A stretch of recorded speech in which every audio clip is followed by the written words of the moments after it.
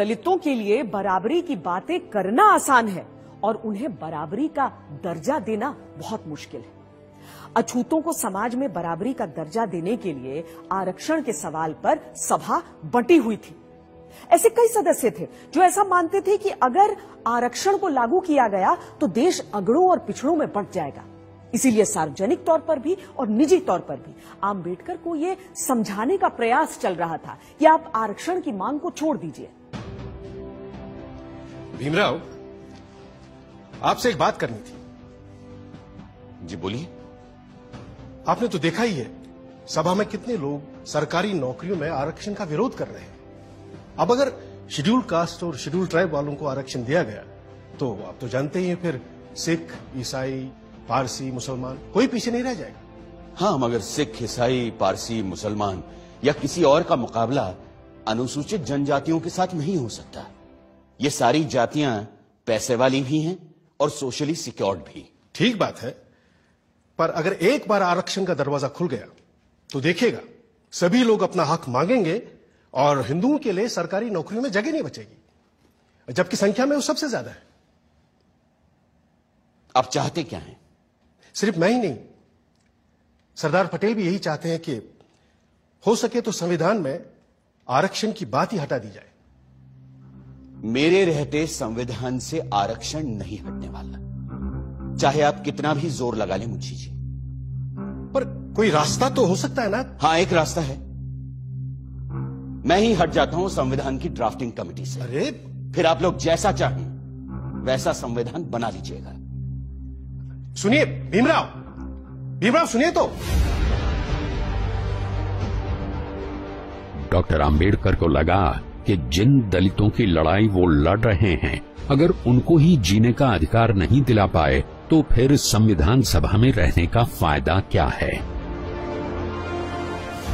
आंबेडकर ने न सिर्फ संविधान बनाने के काम से खुद को अलग कर लिया, बल्कि ये भी इशारा कर दिया कि वो न सिर्फ ड्राफ्टिंग कमेटी बल्कि कानून मंत्री के पद से भी इस्तीफा दे देंगे। इससे ऐसी खलबली मची कि आंबेडकर को मनाने खुद सरदार पटेल उनके घर पहुंच गए।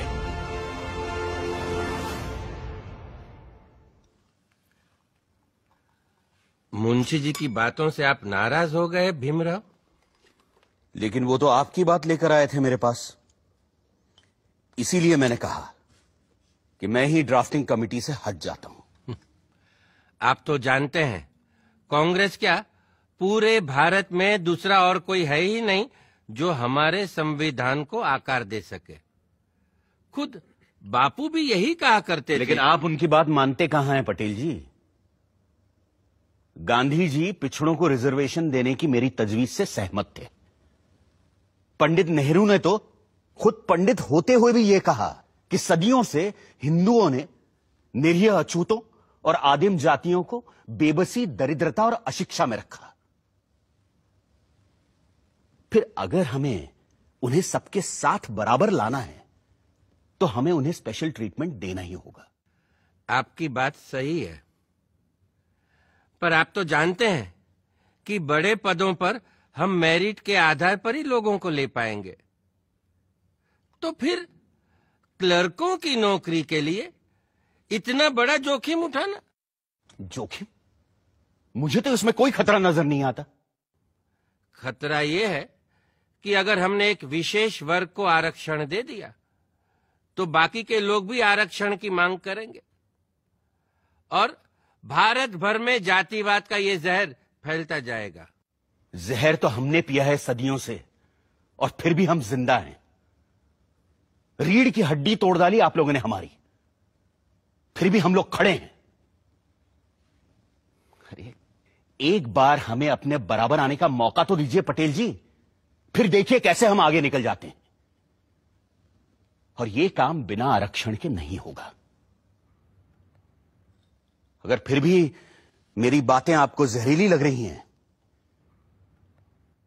तो मैंने अपना इस्तीफा तैयार रखा है, आप खुद लेते जाइएगा।